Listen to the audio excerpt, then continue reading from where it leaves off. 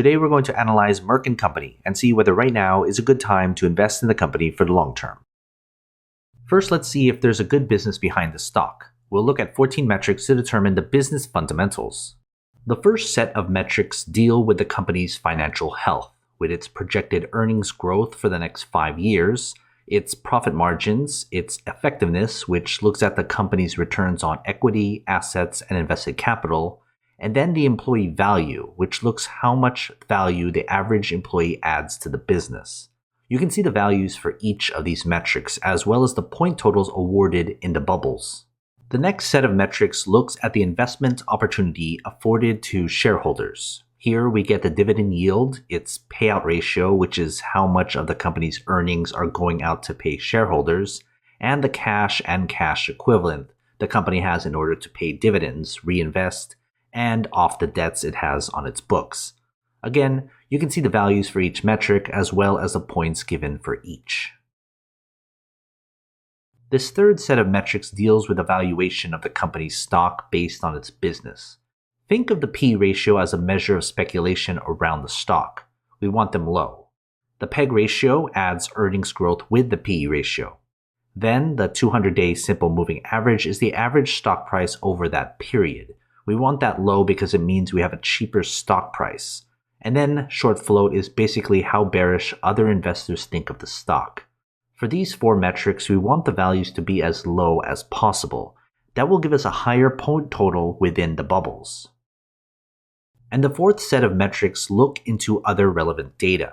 First is the stock's performance over a set period of time. Usually it's 10 years, but if the stock doesn't go that far back, we go with the earliest data up to 10 years. The quick ratio is basically how easy it is for the business to pay off its short-term obligations. We want that high so that it's easy to get rid of those debts. And then Wall Street is the average consensus rating Wall Street analysts give the stock, from a strong buy of 1 to a strong sell of 5. Again, the better values get a higher point total. Adding everything together, we divide the points awarded by the maximum points possible, which is 70. That gives us the business grade for the company. We want the business grade to be above 50, meaning it has a better than average business. But of course, we can't forget about the fair price and whether it's the right time to buy the stock. I use a discounted cash flow model taking into account a 10% margin of safety. That translates into the company's fair price and how many percentage points above or below its current price the stock is. When we compare those numbers with the table below, we can see where the company's stock lies in its intrinsic value spectrum right now. Before we get to the final grade, join my Patreon and get access to every company I've analyzed so you can compare between all your favorite stocks. It's updated all the time. Go to patreon.com/growthshares or click on the link in the description. Finally, we can put everything together and to get the company's final grade.